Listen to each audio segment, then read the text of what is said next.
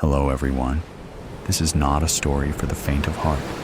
Today, we will be stepping into the darkness of the most gruesome cases, where evil not only exists, but also leaves bloody and haunting traces. This is Real Gruesome Murder Cases, a series of true stories about murders that made the whole world shudder. If you are ready to face the cold truth in the gruesome corners of humanity, come with me to delve deeper into each case. Farmhouse dinner. Christina wondered how long she should wait before she reported her husband missing. 2 days seemed too soon, but a week too long. Who would take a whole week to notice their husband missing? She held her hot cocoa in both hands, sipping it slowly as she watched the gentle flakes drifting through the pine trees. The first cold snap of the season had come with several inches of snow, and it covered the ground in a white, soft blanket. She loved being alone in her kitchen, and had spent the morning rearranging her utensils, the pots, and her knives for practical use. Everything had a place, and a place for everything. Christina looked around her small house, the contour of her entire world. She didn't miss him. The house felt lighter, cleaner since he walked out the door that last time. Did she even want him back in her life? She frowned. She had to get back to work. Mick's words rang in her head. "Stop standing, get working." Mick couldn't abide her standing still. Everyone and everything on the farm had to have a use. Mick, of course, accepted. He could sit around and drink, complaining the world had it in for him. She put on Mick's thick flannel jacket, much better than her own, only slightly too large, and checked on the chickens, tossing seeds to them, then the few sheep, all safe in the barn. She looked around at what needed fixing, potential improvements. New opportunities for the old equipment clicked through her mind, adding to the long list. She lifted a bale of hay high to drop in the feed chute. The years of farm labor had made her body strong. Once back inside, she looked in the refrigerator. The meat she had pulled out from the deep freezer had thawed, and so she added spices, putting it in the oven with yellow potatoes and peas. She wiped the clean, pristine counter, then looked around at the sparkling kitchen, frowning at the lingering cigarette smoke smell, still recognizable underneath the pine sol she had dosed the room with. It had been 3 days since Mick had walked out of the door, and that seemed about right. She sat down at the kitchen table in front of the phone on the wall, smoothed her faded blue gingham dress as if they could see her, then called the police. "My husband Mick is missing," she said, surprised at the real tears rolling down her cheek. She did miss Mick, his warm body and his gentle laugh. She missed him like she missed being a little girl when she would wear pretty dresses, dreamt of a prince to marry, and her future loomed bright on the horizon. Except those days were gone, just like Mick. What if they actually found him? She had new dreams now. Coffee, officers, or hot cocoa, maybe. Christina's voice met the officers as they walked into her warm kitchen, a powder of snowflakes on their dark uniform jackets. They introduced themselves as they came in. Detective Sergeant John Maloney. Tall and thick with a jaw like a dump truck, he stomped his feet on the stoop before ducking into the house. Behind him, slight and pretty, with her blonde hair pulled back tight in a bun, Officer Kelly Marks stepped inside. "That's quite a road to get here. Lucky we had my 4x4 Bronco. Your little Jap car would have never made it through." D.S. Maloney's voice boomed in the small house, looking over at Officer Marks, who just grimaced at the repeated joke. "Thanks." D.S. Maloney took a coffee, and Officer Marks took a hot cocoa with a Gracie has. "I speak English." "So, you are Christina Santos, and you called about a missing person. A Mickey Mouse, maybe? D.S. Maloney laughed with both thick hands on his hips, his elbows waving, the international flags of asshole.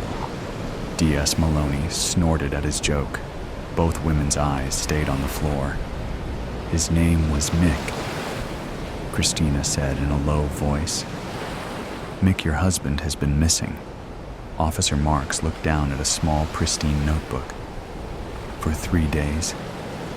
Yes. Christina wiped her eyes with her apron. Mick went out, said he wanted to get something from town, but his truck is still here. Sometimes he goes to a neighbor's house or the bar in town. Oh, I don't know. Christina clenched her apron over and over. Did you look for him or call anyone? D.S. Maloney barked. I don't know who to call. I don't know his friends, other than the men at the Iron Door in town. I called the bar, but he wasn't there.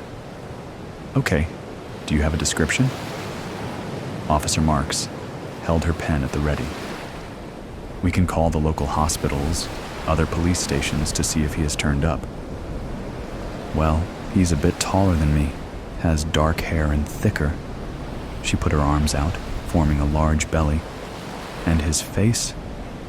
Christina squinted one eye closed and turned her face into a deep scowl. Oh. Officer Marks turned away with a frown. Mean mug. Any idea where he could be?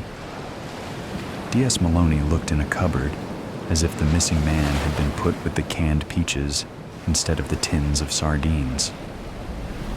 Maybe he was walking in the forest, chasing a dog or a deer, and he fell and broke his leg. Christina mimed her leg collapsing, hopping, and then in the snow. She wrapped her arms around herself and shivered. Or a wolf got him. Her strong hands turned into a biting wolf, attacking Officer Marks's arm, who leapt back from the snarling, yapping fingers. But most likely, he'd just run off, tired of me. Christina's chin fell into her chest. D.S. Maloney and Officer Marks caught each other's eyes. I'll check outside. You look around in here. D.S. Maloney leaned into Christina's face. It's okay we look around, right? Nothing to hide. Officer Marks meandered through the house, rubbing her finger on a shelf and then looking at her dustless glove. She opened a tall door in the kitchen, then her eyes went wide. She pulled a broom out of the closet. What's this? D.S. Maloney walked back in. The new snow covered any possible evidence. I found the meat freezer. You're well stocked for the winter, so that's good. I didn't see much else. Officer Marks held up a well-used broom with dark red coloring on the end of the handle. My broom, Christina offered. Is this blood? D.S. Maloney took the broom, his eyes blazing. Sometimes. Christina's hands squeezed her apron against sharing her secret shame. Mick used that if the kitchen wasn't clean enough. Officer Marks looked around the kitchen with her eyes raised. We're going to test this for blood. You want to change your story? No, you can see. Christina pulled her hair back to show a gash, dried blood still dotting the wound. I cleaned up the rest. She collapsed in a chair. Mick used to be helpful, but we lost so many sheep with the scrapie outbreak. Then with his drinking, I wasn't allowed to leave, just work the farm. Mick wanted me to do so much, but he did nothing but drink and curse and hit. Christina fell into deep sobs, her face in her apron. He just wasn't any use, don't you see? D.S. Maloney looked away, then his nose lifted into the air. Well, that smells good. What is that? Christina looked up. That's dinner. I thawed some meat. I needed to cook it. She stood up and looked in the oven. It's done now. I can't eat it all. I had hoped Mick would come home for dinner, but... Christina pulled a long roast out of the oven, the meat pulling back from the bone. Rosemary and thyme filled the kitchen with the aromas from the well-cooked meat. Do you want some? We can't let anything go to waste on a farm. D.S. Maloney looked at Christina, his eyes narrow, and then smiled. Heck yeah, I'm starving. Sitting at the table, he had a large napkin tucked into his shirt collar, a knife in one hand, a fork in the other. We can't do any more searching now. It is too dark and cold. He belched, loudly. This is real good, by the way. I have an idea. He pointed his fork at Officer Marks. Back at the station you call around, hospitals, other police stations. I bet he's in someone's drunk tank sleeping off a bender. Good idea, sir. Officer Marks's eyes swept the ceiling before turning to Christina. I thought this would be lamb, since you have a sheep farm, but it is something different. Christina looked up. Her mouth dropped open before she clenched her teeth. Pig, she muttered. A little tough, but pretty good, I agree. She stood up and went to her refrigerator. I have more. She pulled out several bundles and rolled and taped butcher paper. Here is some ground meat. I can't use it all. You should take it. D.S. Maloney pulled off his napkin as he stood up and took the packages. We'll contact you when we have anything further. He nodded and left the kitchen. Officer Marks jumped up to follow D.S. Maloney outside. Sir, there was obviously a fight in that kitchen. I read a story once about a wife who killed her husband with a frozen lamb chop and then fed it to the officers who came to interview her. Do you think? D.S. Maloney narrowed his eyes at Officer Marks before shaking his head. That's the dumbest thing I ever heard of. There is no body. No, he just left. Not that I blame him. She's not all there. He spun his finger around his ear. Officer Marks stepped back inside. Christina stood at the sink, washing a large meat cleaver. We're going to go. Thanks for the meal. Officer Marks headed for the door, then turned back. You know, I had the craziest idea that you killed your husband with that meat you served us to get rid of the evidence. Christina's mouth dropped open. Oh, that would have been so much easier. Christina shook her head and leaned back into the sink to get to work on the dishes and her new life. The devil is in the details. I was 16 years old when they found the 6 bodies underneath our living room floor.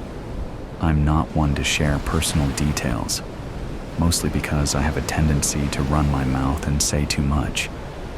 But I think about that night often, usually as I'm just crawling into bed, in that time between hazy wakefulness and deep rest, which, if I'm being honest, I've never been the greatest sleeper anyway.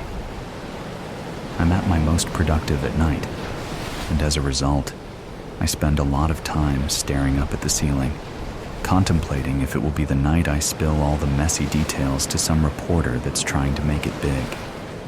But then I think, the media has already had their fun with my family, and their exuberant reporting, rightly or wrongly, landed my good name in the history books by the time I turned 17.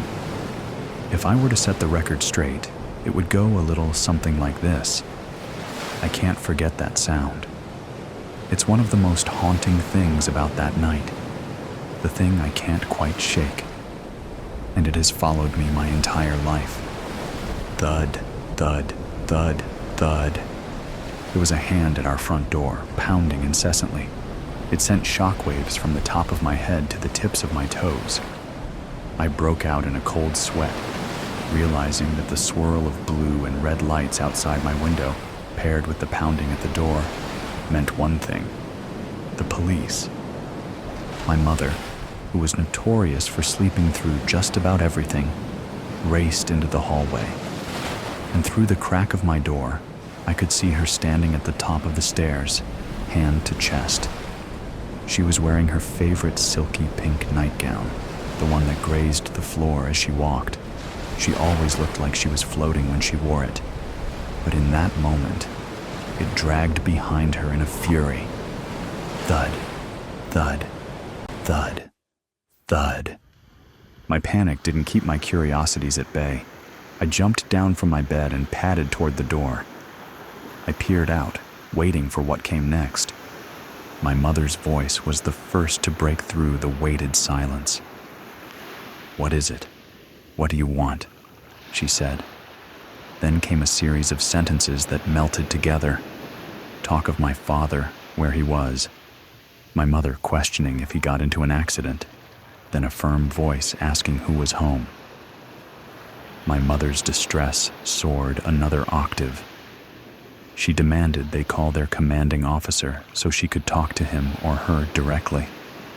I had never seen her so angry before. I peered over the banister to find the two officers, standing on either side of my mother, in the entryway. "You have no right," my mother yelled. One of the officers mumbled something to her. Then she called out for me and my younger brother, Rob. I didn't want to descend those stairs. When the police are involved, a bad ending always follows, and I wasn't ready for my bad ending. "It's all right," he said, lifting his palm to us and gesturing to come down to the landing. With my brother under my arm, I took that first step down and stepped right into hell. They ambushed my father when he came home, tackled him as soon as he came through the door. Poor guy didn't even notice the two cop cars parked outside because he had spent the last few hours pounding down gin and tonics. While Robbie was watching TV in the living room, I snuck around the corner, walked down the hallway, and positioned myself outside the kitchen door. For some reason, the police thought the best place to question him was where we ate our food. "Tell me where the bodies are, Jimmy," one of the officers said. "I don't know," my father replied, but his voice betrayed him. He couldn't hide his shakiness. A grumble of incoherent words, then, more clearly, "Do you even have a warrant to be here?" My mother. She had watched one too many Law and Order episodes over the years. "It's a reasonable search, probable cause," said the other officer, his voice much deeper. "Don't need one when you pose an imminent threat to our community. You know me. You know my family," my father said, his voice fumbling on the word, family. "For God's sake," my mother yelled. "Don't say another word, James. We need our lawyer here." "Jimmy, we all know the kind of work you do, and considering the circumstances, I can't look the other way just 'cause we're friends." My father was a scientist. That's what I told people who couldn't wrap their head around the industry jargon. But to those who really knew him and his work at the university, he was an expert in forensic and human sciences, criminal forensics, if we are being precise. He spent his days teaching people about chemical compounds, cleaning and evaluating dead bodies, and the proper techniques to preserve evidence. He was a brilliant man and an extraordinary teacher. I would know. I'm his kid, and he taught me everything. But if anyone knew how to get rid of a body, it was him. In the last 12 months, 7 university students had gone missing, 4 of which were directly enrolled in his graduate forensic seminar. The same faces that flashed across the nightly news had been in our home. They spent time on our front porch. They tossed back a beer or wine while discussing local crime scenes. They ate at our dinner table, studied in the hammock hanging between 2 willow trees in our backyard.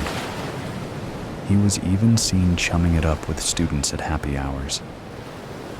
If it wasn't clear already, my father loved his students, adored them, actually, to the point where he treated them like his own children, even though they weren't. "Did you really think people wouldn't notice, Jimmy?" an officer asked. Everyone noticed, I thought. How could you not? "Tell us," they pleaded. "It's time," they said. "Where are they?" We have to bring them home. You don't need to hold this secret anymore, Jimmy. I have to admit that even though it's been 20 years since that night, their certainty in that moment still makes my blood boil. They had such confidence in their accusation and so little to show in the way of proof. Because, let's be honest, a close relationship with a student is a pretty loose thread when it comes to tying someone to murder. Unfortunately, my father was at his limit for keeping secrets. "They're under the living room floor," he said. At that moment, I fell forward, spilling onto the kitchen floor. I had forgotten just how weak that door was, and I would pay greatly for my curiosity. Because even as I was staring down at the black and white tiles, hoping I was invisible, I could feel the weight of his gaze on me. And when I looked up, our eyes locked. I couldn't breathe, couldn't force my lungs to expand. This was it. This was that moment. The ending that I knew was coming. His eyes told me the only thing I needed to know. The details of that night have been bent and twisted by the media. So many stories, so little accuracy, which is ironic considering the news is supposed to hold itself to the highest level of truth. But I suppose I should give them some grace. They're only human, and humans get things wrong. But I digress. My father never spoke another word. Not at the police station, not in the trial, and definitely not to me. My last moments with my father were spent in observation while the police pulled my childhood home apart, while they dragged 6 bodies out from the depths of our foundation. You know what's funny? The guilt in his eyes turned to shock, and it got me thinking, did he not predict it would turn out this way? Is this not the ending he imagined? My mother leaving his side, our home being torn apart, his daughter's presence as it all went down.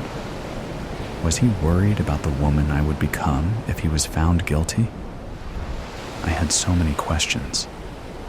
One very important one, but I wouldn't get to ask it that night. It didn't take long for a jury to convict him. Only 3 weeks. The fingerprints, clothing fibers, and driver's licenses hiding in our basement were enough to put him in jail for life without parole.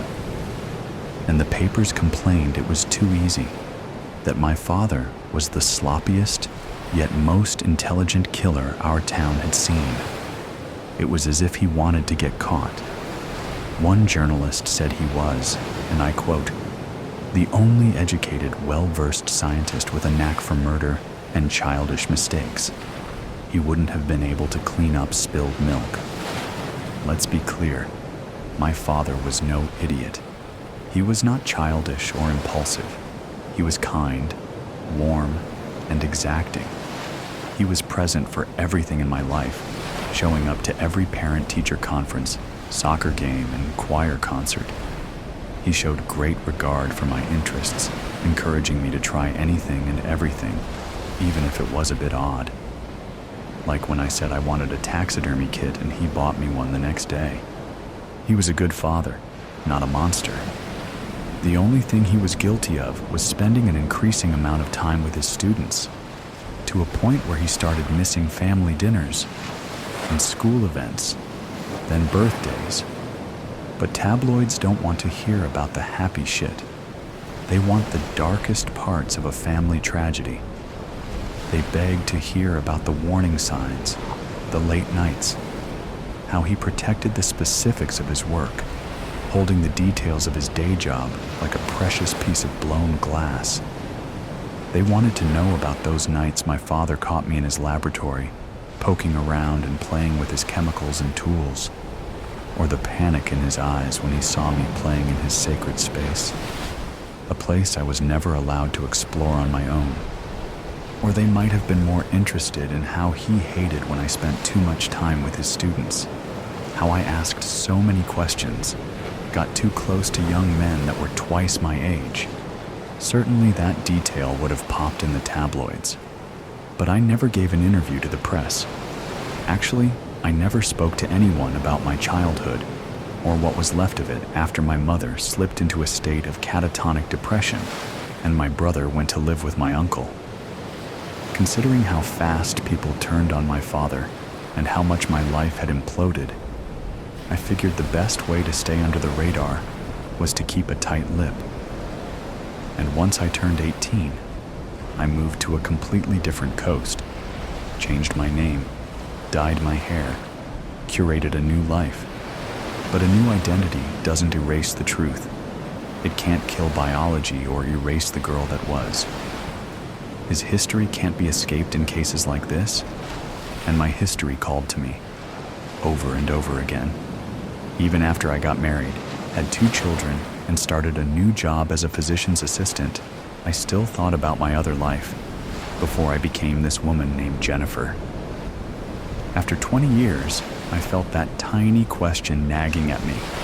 One flight, and a 35-minute Uber later, I was standing just outside the jail that held the man I once called a father. All of those years without exchanging a single word. I couldn't be sure if he would even agree to see me. But then I remembered the man he was, how much he loved me and adored being a father. I willed myself to move and opened the door. I signed in at the visitor's desk and waited for the guard to come out and say that he would see me. Hours passed without a word, which chipped away at my confidence. But just as I was about to stand up and walk out, the door opened and I was ushered in. The room was small, warm from poor air circulation. It smelt of sweat and metal, with a splash of bleach and Windex. I'm sure my father hated the swirl of incompatible chemicals. I certainly couldn't stand it, but I swallowed my pride and sat in the only metal chair that was available. A few moments later, on the other side of the plexiglass wall, he sauntered in. His gaze was set on the floor, but I could make out the signs of aging on his face. No doubt from stress and time spent around mildewy walls. I leaned forward, picked up the phone. I waited for him to do the same. And when he did, he finally looked at me. So many years, so many memories between us, and one question. So, I started. Do you want to know where I hid the 7th body? Subconscious convictions. They say in the moment of tragedy, time slows down. During those precious seconds, the mind accelerates. Your surroundings blur and disappear as your attention turns inward. You consider the events that led you to this point and what you could, or should, have done different. You consider who this will affect. You're suddenly acutely aware of every regret you have, things you wish you had done, or words you wish you had said to people you may never see again. What they don't tell you is that during this time of reflection, those thoughts don't matter. The steps that led you to this point have already been taken. You cannot change the past, and now must deal with whatever comes as a consequence of your own actions. But what if those thoughts did matter? I'm going to lose my job. That was the first thought that raced through my mind as I watched the man pull a gun from beneath his baggy jacket. The same man I had passed through security only minutes before. This was my first day on the job, and I was already going to lose it. The years I spent in college, scrounging for food and borrowing my friends' couches and car seats just to have a place to sleep. The loans I took from friends, family, and disreputable sources. None of that mattered anymore, as the fruit of my hard-earned labor was going to sour and rot on the very first day. The moment the glint of his pistol caught my attention, my hand was already reflexively reaching for my own holster. In the mere moment it took to draw my gun and form the words on my tongue for the man to drop his weapon, I was presented with a choice: Do I fire at the man whose own gun is pointed at the young woman behind the desk? Or do I wait and try to talk him down? If I hesitate, he could kill the woman before I fire. Or I could fire first, not giving him the chance to stand down. What if the gun was fake, and this was just an attempt at intimidation? Does this scenario meet the requirements for the rules of engagement? With my decision made, I shout for the man to put down the gun. Before the last word had fled from my mouth, an explosive sound that will, from that moment on, forever haunt my waking moments rings out. I made the wrong judgment. The man pulled the trigger. Time continues to crawl by as the young woman's body drops to the ground, red misting the air and painting the wall behind her as she crumples out of sight behind the desk. Seemingly to compensate for its slowed pace, time then speeds up. People scream and drop to the ground. A mother flings herself over her child. An elderly man clutches his chest and faints. I have little recollection of what follows. I'm sure police arrive and subdue the man, as I suddenly find myself sitting outside on the curb. Uniformed officers question me. I'm not sure what answers I give them. All I can do is stare at their holstered guns. 3 seconds. That was all the time it took for the man to pull his weapon and end a life. Those 3 seconds play on repeat over and over. I lose my job due to my own negligence. If I had followed proper procedure, I would have found the man's gun as he came through security. Out a job and with a permanent black mark on my record, my degree and certifications become nothing more than useless pieces of paper. My brand new car I financed is repossessed. I return to couch surfing and lending in order to get through each day. Loud sounds now terrify me. The bang of a car door closing has me reflexively reaching for a sidearm that isn't there, only for nausea to rise at the mere thought of a weapon. Red mist and a body crumbling to the ground. It only took 3 seconds for that man to pull his pistol and kill. I can no longer make decisions for myself. I fear that whatever choice I make will be the wrong one, somehow causing another life to end. Second-guessing every move I make completely overwhelms my day-to-day actions. I cannot help but spiral within my own tortured thoughts to the point where I am too terrified to even move. It only took 3 seconds.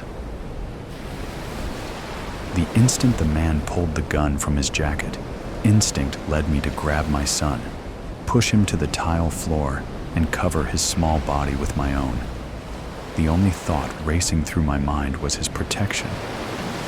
Having only recently lost his father, I couldn't fathom losing Evan as well. A spray of red, the body of a young woman falling to the floor, the thud of her body colliding with tile echoing in my head. What if that had been Evan? What if he were older and the one working behind the desk when someone decided that they would end his life? Who would have protected him if I wasn't here?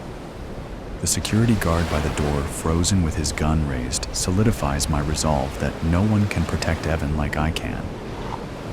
It takes 3 police officers to pry me from my son's protection. Only after several reassurances that the gunman has been subdued and that we are safe am I willing to detach myself from Evan. Sweeping my sobbing 4-year-old into my arms, I hold him close as I provide the police with my statement, receive the okay from medical personnel to leave, and speed the safety of our small home. That could have been Evan standing behind the counter. No one can protect him like I can. With school shootings a very real possibility, I pull Evan out of school just in case. I find a new job that will allow me to work from home while homeschooling at the same time. Groceries are delivered to the house, contact-free, of course. The only times I find myself not being able to avoid leaving the safety of our home are for regular visits to the doctor's office. I put these off for as long as I can without risking Evan's health. Every individual we pass is a threat, as who knows what weapons they carry, hidden beneath their clothing. Who knows what intentions they may have, or when they might decide to take their frustrations out on my innocent child. A local news broadcast covers the story of an injured criminal waking during surgery and attacking the caretakers and 2 bystanders. What if Evan and I had been there for an appointment? Even the hospitals weren't safe anymore. I called and canceled Evan's upcoming checkup. The doctor's office called at least once a day for a week straight to reschedule Evan's appointment. I let every call ring to voicemail. I know what is best for Evan. No one can protect him like I can. The phone calls eventually stop. The following week, 2 police officers arrive at our house, claiming the hospital staff called asking for them to ensure we were okay. I reiterate through the closed door that all is well, but I refuse to open my home to them. I can see from the window the weapons they carry. What if they are not really police officers? What if they are here to hurt Evan? The next day, the police return with a woman dressed in a pantsuit and claiming to be from Child Protective Services. I refuse them entry and tell Evan to hide in his room. The woman claims that she is worried for my son's well-being and begs me to open the door. She doesn't have to worry about Evan. That is my job. Only I can protect him. They took Evan from me. They came in force, showing me documents that mean nothing to me as I sit handcuffed on my own couch. They claim I am not mentally fit to take care of my own son, as if they know anything about me or the dangers the outside world presents to my innocent child. I try to get them to understand that he needs me, that only I can protect him. Why can't they understand? They tell me I can argue my case in court. Why does no one understand? How can no one see how dangerous the world is? It only takes one man with a gun deciding to end a life. No one can protect Evan like I can. The customer service smile I have plastered on my face falls away as the man across the desk from me reaches beneath his jacket and pulls free a pistol. Despite the situation, I find myself surprised by the condition of the gun.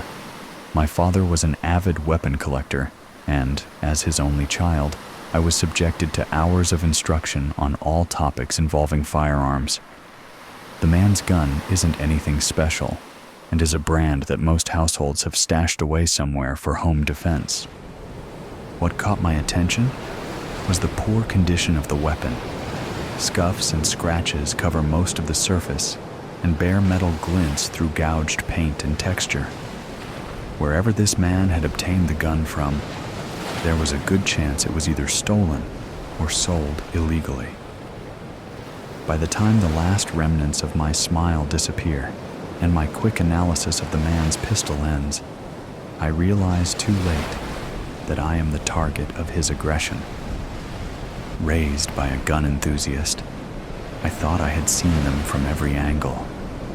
I realized then that never have I stared down the barrel of one. It was a sight immediately burned into my mind, and one I never wanted to see again. I watch in slow motion as the muscles just under the skin of the man's hands tense and his finger begin to pull the trigger. I can't help but think with irony that I won't have to worry about living with that fear. Silence follows the explosion of a firing pistol. The scene before me is familiar, though I can't determine why or how. I stand before a young woman, a waist-high desk the only barrier between us. My right hand grips the cold, unfamiliar metal of the pistol I purchased from a stranger earlier this morning. I stare down the top of the gun at the young woman. She seems more interested in the details of the gun rather than the fact that it is aimed directly at her.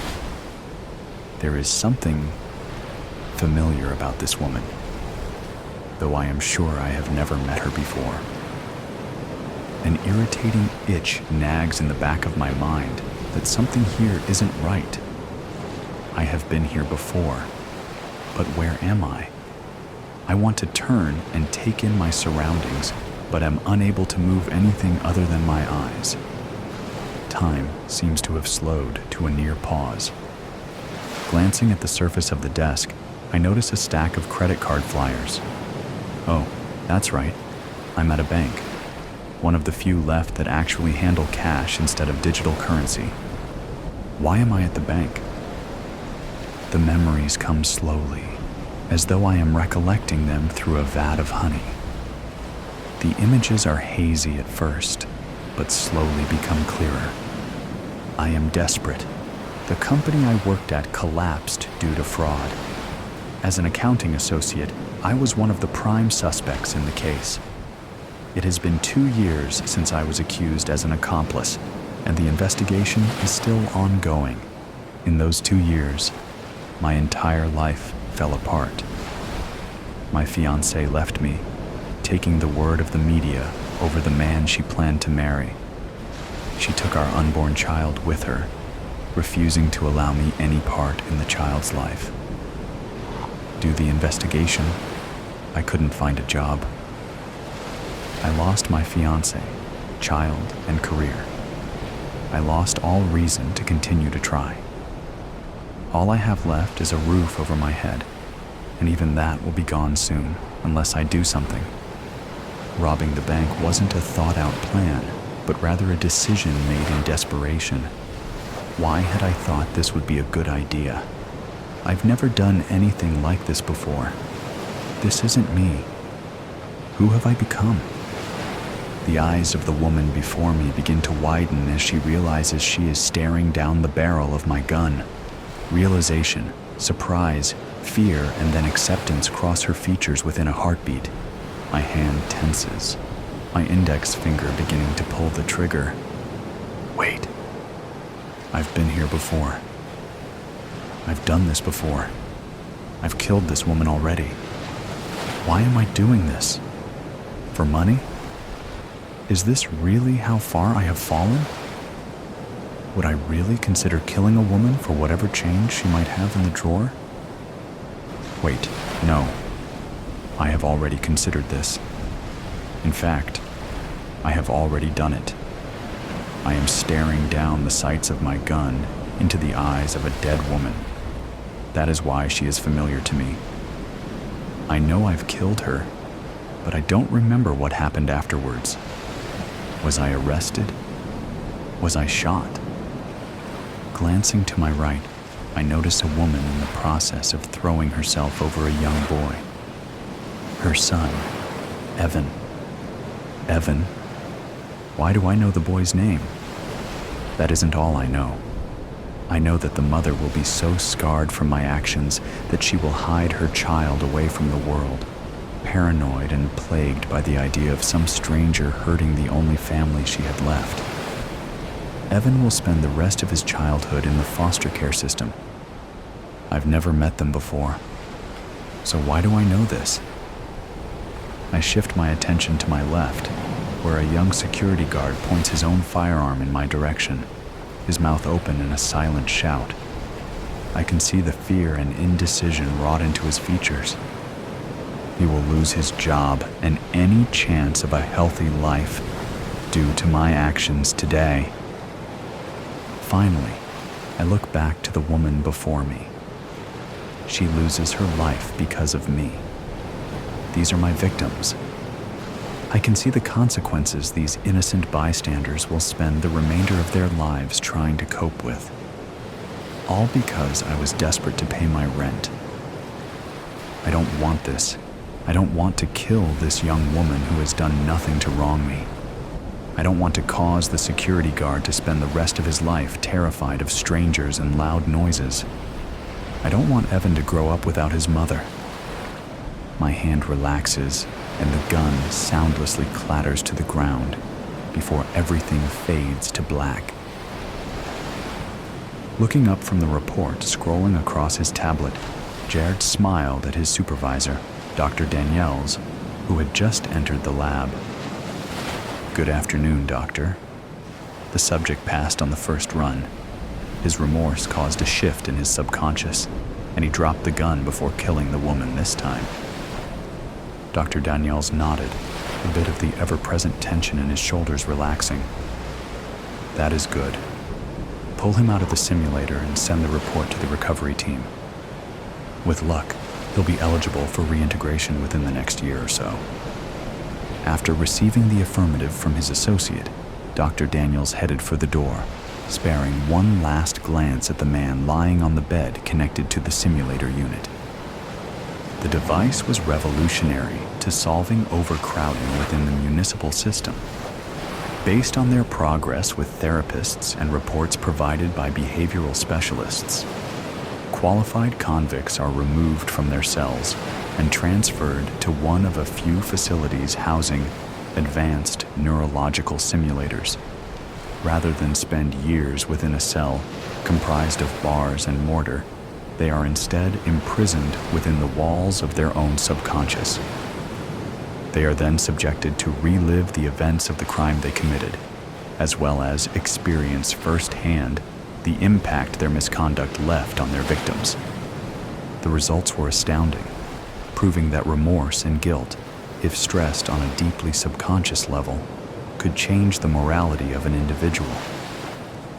Rather than spend the remainder of their lives behind bars, these ex-convicts would receive a second chance. Depending on their results after undergoing intense therapy, they would be allowed to reintegrate into a controlled section of society, a sector that was developed specifically for these individuals. They would not be allowed to return to the public, as retribution is still demanded for their actions. They would, however, be provided the opportunity to work in their chosen profession, earn a wage, and make something better of themselves while serving out the remainder of their sentence. Tearing his gaze from the man lying in the hospital bed, Dr. Daniels stepped out of the room and headed for the next lab, a ghost's testimony. After the living and the dead decided to merge worlds, the Supreme Court was flooded with appeals. With coexist being a hot topic in the first half of the 21st century, most people thought it would be a great idea to create a union between the two worlds. They thought they'd get their loved ones back. They thought they'd get access to generational wisdom from their deceased elders back, and perhaps some old family recipes could finally resurface. People could only think of the missing pieces in their lives that they wanted to finally have sewn up with the help of a familiar, ghostly face around. It was an oversight, to say the least, that with ghosts being almost as accessible as the living, there would now be witnesses for crimes where before there had been none. It actually caused a lot of chaos across the criminal justice system, especially for police officers who had tampered with evidence to shut a case quickly, for gang members who'd offed witnesses to shut their mouths. And it was a goddamn headache for judges who had to reopen every murder case from the last several decades that now suddenly had a victim who could tell their side of the story. But for Jeremy Strout, it was a lifeline. He'd been sitting on death row for 15 years after being convicted of 4 heinous murders, his wife, and 3 children.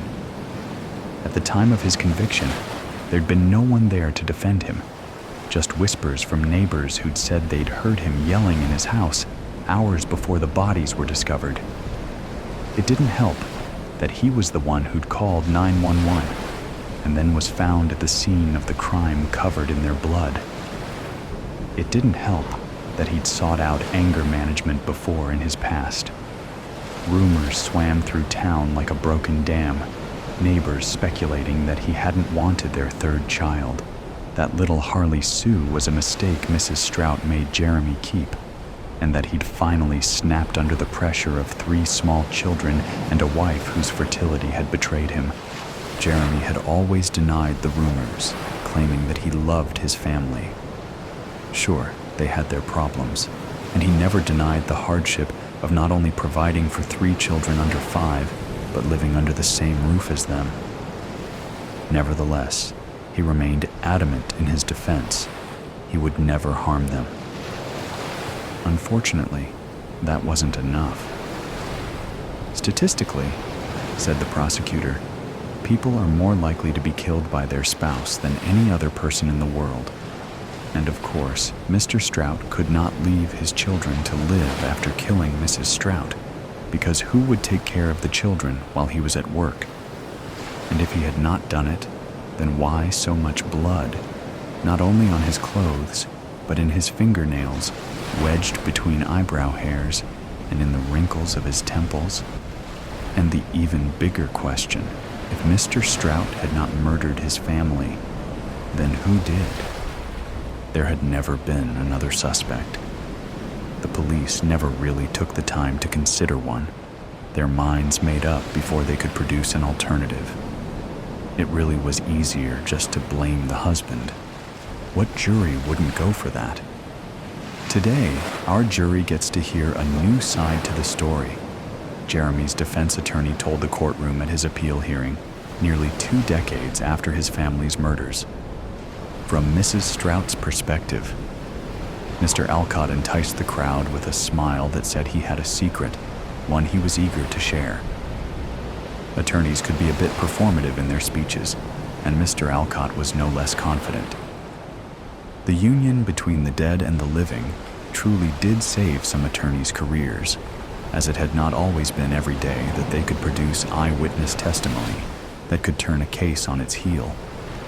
Some started getting big heads about it, as if they had more power than the judges, and Mr. Alcott's once regular-shaped head was slowly growing in size. Jeremy, who'd known him since his family's gruesome deaths, knew that Mr. Alcott came from a humble and passionate place. He just wanted to help people. And more than anything on this day, he wanted to help Jeremy. The only problem with ghosts as witnesses was time. The worlds were combined, yes, ghosts were all around. But time for the living and time for the dead, they existed on 2 separate lines, intersecting at points that were not always convenient. Ghosts floated from here to there to here, teleporting across space and time. And their biggest adjustment to being reunited with the living was adhering to the old third-dimensional clock. You could not simply tell a ghost to show up in court at 9 a.m. and expect them to find where that time existed for them. The closest thing living humans had to relate this ghostly state of nonlinear existence was to elderly people with dementia. They hopped from place to place, time to time, without any real sense of how they got there. Ghost therapists, a new occupation created by the psychologists, blended a team of living and dead to try to help condition ghosts into grasping the concept of earthly time. But like any therapy, it was not an immediate remedy. Realistically, Mr. Alcott could only hope that Mrs. Strout would appear in court. But there was no way to be certain she would find her way there at the right time and place of the court hearing.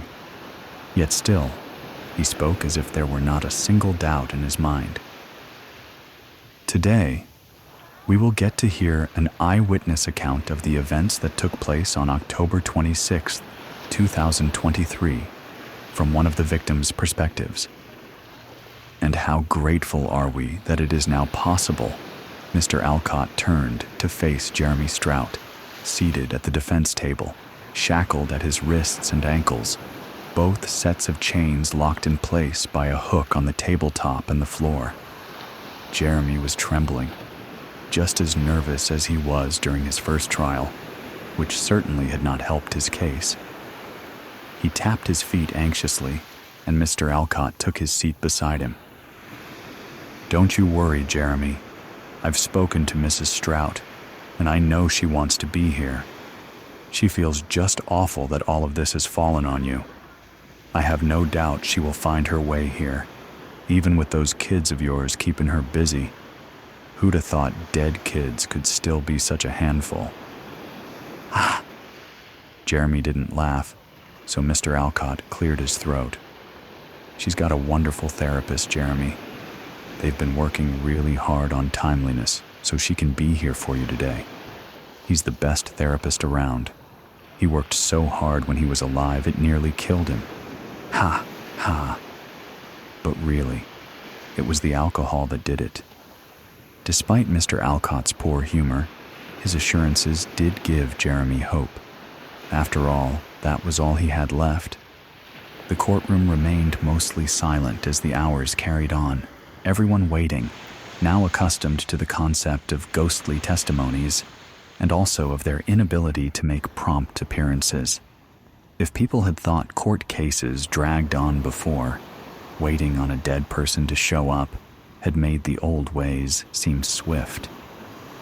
Every so often, as the clock ticked, a ghost would find themselves in the pews alongside the other patient attendees, causing a stir in the crowd. An elderly man piped up around the second long hour, reminiscing. I remember when they built this courthouse in 1949. Apparently, he had been a little boy with a dream of becoming the president one day. At the time, fascinated by the building's exterior columns and interior mahogany. On the third hour, a child ghostling chased a ball around the courtroom, giggling about how his dad used to work upstairs. On the fourth hour, a former janitor peeked his head in to see if the garbage needed to be changed. It was the fifth hour when the judge, who had spent nearly all of the hours engrossed in a book, announced that if Mrs. Strout did not find her way here in 10 minutes, her testimony would have to be rescheduled and the court would be adjourned. Jeremy's foot resumed its tapping. Mr. Alcott nudged him, winking. She'll be here. Jeremy's hope was nearly run dry when the clock struck 5 hours and 11 minutes since the court hearing was set to start. The banging from the judge's gavel was still resounding, while a symphony of people gathering their things and sighing at the wasted day trickled across the room. All of it was at just the perfect volume for Mrs. Strout's meager voice to almost be missed. Almost. "Hello?" she said. "Hello? Did I make it on time?" The noise in the room was like a faucet sputtering out until it finally stilled. Everyone froze in their tracks and turned towards the voice to find an equally meager and transparent figure seated at the witness stand. When Jeremy laid eyes on her, she looked as beautiful as the day he married her. Not appearing in the form in which one died was a feature of ghosthood that all appreciated. "Senora," Jeremy whispered. At her name, the ghost frantically searched for its source. When she landed on Jeremy, relief softened and warmed her face. "Jeremy," she smiled. Then, as if her reason for being here suddenly rushed to her mind, she jerked towards the judge, who was still frozen in his half-standing, half-seated stance, considering if he should allow this hearing to take place. "Your Honor, you have to set him free. He's innocent. Please," she pleads. "Senora, where are the kids?" Jeremy asked worriedly. His ghastly wife faced him again. "They're fine, dear. Well, they're dead, but they're fine. They're at the park, playing." Jeremy thought of little Harley Sue, not even 2 when she passed, off at the park playing without an adult. Senora read his expression. "I figure not much else can happen to them now." She shrugged, forcing a laugh. Mr. Alcott, who was already up on his feet, cleared his throat and approached the judge's bench, nodding a hello to Mrs. Strout. "Your Honor, would you please allow Mrs. Strout to give her testimony? We've waited all this time, and if we prolong it any further, we cannot guarantee her appearance again." The judge was tired and hungry and ready to sit on his couch and kick his feet up, but he was also reasonable. He surrendered a sigh. All right, Mr. Alcott. Court reinstated." He tapped his gavel, and the jurors all groaned as they found their seats again. "Make it quick, Mrs. Strout. We had all day, but that day is nearly gone." Mr. Alcott turned to Jeremy, giving him 2 thumbs up. Jeremy released all of the air he was holding on to. Mrs. Strout nodded and straightened in her seat, running her hands across her lap as if to flatten her dress. Out of habit, most ghosts seemed to retain this gesture. Mrs. Strout inhaled before she spoke. The day I died, there was a harvest moon on the rise. The children were loud, and the house was a mess, and the fridge was nearly empty. I hadn't gotten to laundry in over a week. It was a pretty typical day in our house, actually, Mrs. Strout joked. Only a few in the room offered an empathetic laugh. The judge was less patient. Mrs. Strout, while I have sympathy for your tragic death and the death of your 3 children, you are here to tell us if it was that man, Mr. Jeremy Strout, who did it. We do not need a bedtime story. Jeremy flinched at another man telling his wife what to do. Let her speak. The judge shot him a daring gaze. Mr. Alcott squeezed his shoulder. Senora thanked him with her eyes, but behind them was a painful secret rising to the surface. Of course, Your Honor. I know I've already taken up a lot of your time, she said, addressing the whole courtroom full of people. Then she looked down at her lap, twiddling her fingers. The truth is, my children and I were killed by one of their parents. A gasp echoed across the walls of the room, and an uproar of whispers scattered like static. Mr. Alcott and Jeremy shared a confused stare. The judge banged his gavel. Order! Order! Everyone started to hush, but it wasn't until Senora shouted that silence fully resumed. But it wasn't Jeremy! Senora was crying now, looking directly at her husband. I'm so sorry, she sobbed. Jeremy's foot stopped bouncing. His mind was trying to solve an impossible puzzle. All these years, people had assumed he had murdered his entire family. But the truth was, he honestly didn't know what had happened to them. Just like he'd told the police, he'd come home from a long day at work and walked into the most horrific and life-shattering scene he'd ever witnessed. No one believed him. Senora's sobs were the only sound in the courtroom as everyone patiently waited for her to collect herself. Thankfully, Kleenex had developed a ghost-friendly facial tissue, and one of the guards brought it over to her. She wiped her eyes and spoke sternly, as if she had not just been wailing with abandon. Your Honor, you need to release my husband from prison right now. What are you saying, Senora? Jeremy whispered. The next words that Jeremy's wife spoke were undeniably the most important of his entire life. More life-altering than the ones spoken by the police who arrested him and the judge who convicted him. Senora's words freed Jeremy Strout from a prison death sentence and cleared his name of all criminal charges. But in the same instance, her words shackled him all over again, leaving him forever haunted by the truth, masterpiece of malice. In the bowels of a towering skyscraper that touched the clouds, in a room devoid of natural light, sat Japheth, a man whose fingers danced over the keyboard like a pianist lost in the throes of a concerto. With a pair of silver-framed glasses perched on the bridge of his nose, Japheth peered into the bright screen before him. Surrounding him were his colleagues, collectively known as the Warriors, each a genius in their own right, defending a massive financial empire from the dark underbelly of the digital world. The company they worked for managed the assets and transactions of millions, safeguarding the economic backbone of numerous nations. This was a responsibility the Warriors did not take lightly. Yet, for all their collective brilliance, none were quite like Japheth. He had an artist's soul, finding beauty in the complex interweaving of code lines, seeing symphonies in the arrangement of algorithms. To him, code was not just functional, it was beautiful. On a particularly quiet afternoon, as the warriors went about their business, something caught Japheth's eye, a flicker in a subsystem that shouldn't flicker, a minuscule anomaly in the vast web of data traffic that flowed through the servers.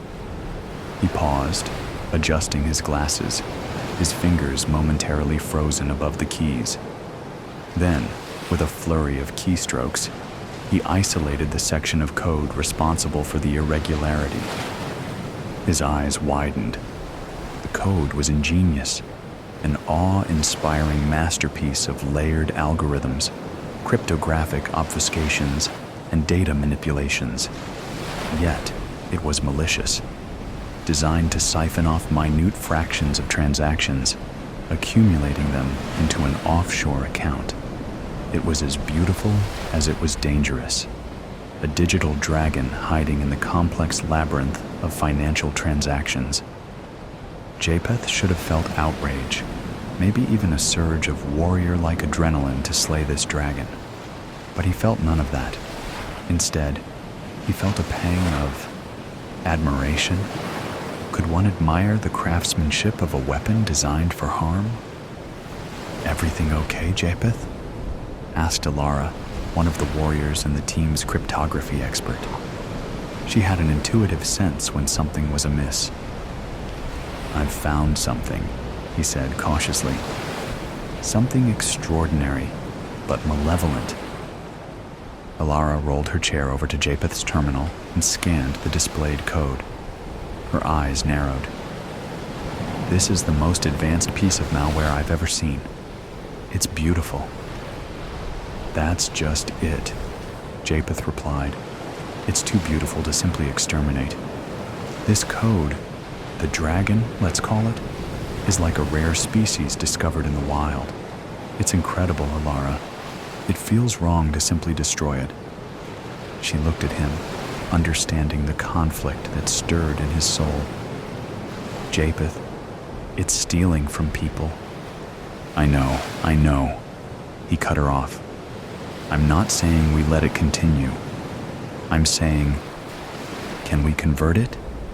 Use its elegance for something good?" Alara sighed. "That's risky, and you know it. Besides, we'd need to trace it back to its source, figure out its origin." Japheth looked back at the screen, contemplating. The dragon had probably accumulated a small fortune by now, sitting in an account somewhere, untouchable. In an odd way, the dragon was the epitome of the greed and avarice their financial institution sometimes perpetuated. Could they use it as a force for good?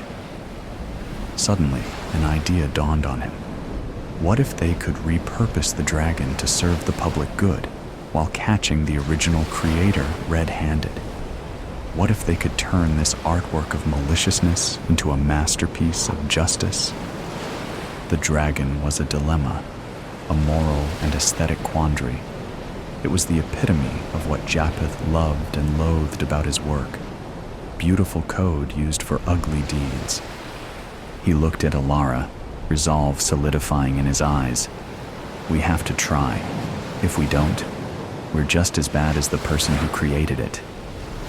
She met his gaze and nodded. "All right, let's cage the dragon and see if we can turn it into a guardian angel."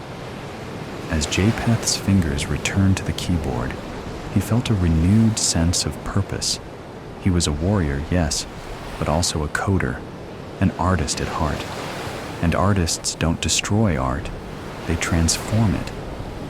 He began the arduous process of dissecting the dragon, peeling back layers of code as if they were scales, seeking to understand its fiery breath and its majestic wings.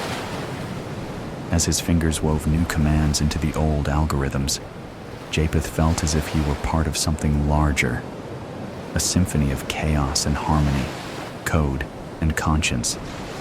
It was a delicate task, full of risks and unknowns. But if it worked, they would not only have thwarted one of the most sophisticated financial crimes in history, but they would have also transformed a weapon of greed into a tool of justice. The dragon's fate now lay in Japheth's hands, poised between destruction and redemption, and for the first time in a long while, he felt like a true warrior, armed not just with skill, but with the moral fiber that transformed mere code into something profoundly, deeply human. Japheth spent days in a complex dance with the dragon. His screen was a blur of recoded algorithms, tested and retested to ensure they did exactly what he intended.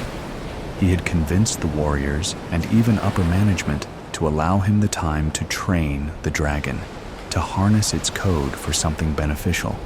With each keystroke, he refocused the dragon's intent, directing it to identify vulnerabilities within their own systems, gaps that other malicious entities could exploit.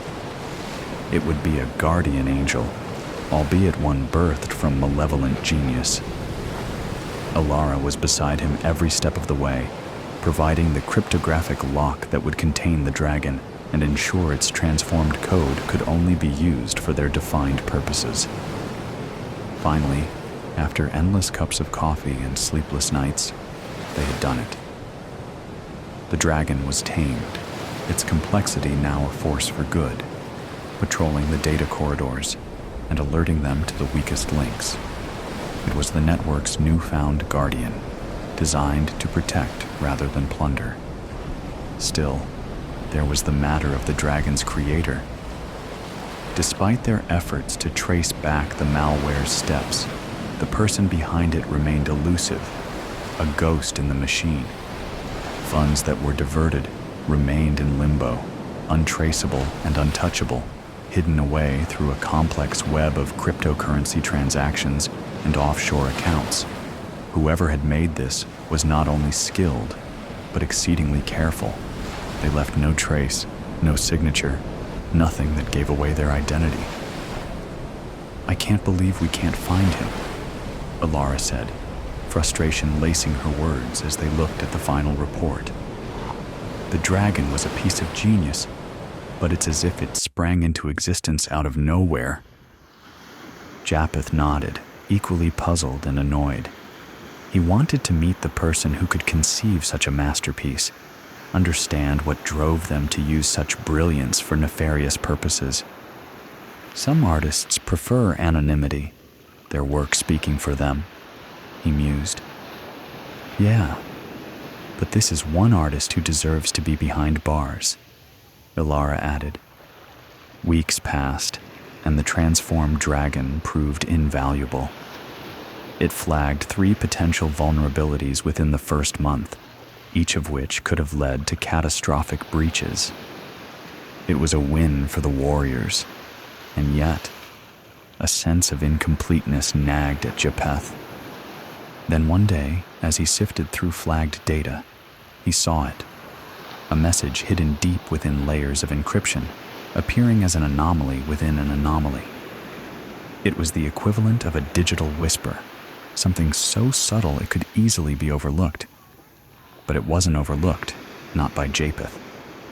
The message read, "A dragon's nature is to be free. Yet, you've caged it, transformed it. Interesting. It's not often one finds a worthy opponent." Japheth felt a shiver run down his spine. The creator knew. He wanted to reply, to communicate with this enigmatic entity.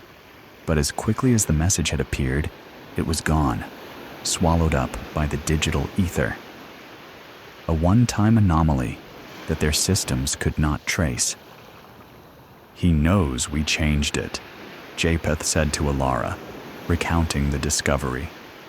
"And he respects it in his own twisted way." "Or he's mocking us because we couldn't catch him," she countered. "Maybe it's both," Japheth mused. The dragon's creator remained elusive, but his creation now served a noble purpose. Japheth often wondered if they would ever cross paths again, in some future dance of code and intent. He took off his glasses, rubbing the bridge of his nose, pondering the complexities of human nature and the even more complex realm of ethical code. They had won a battle, but not the war.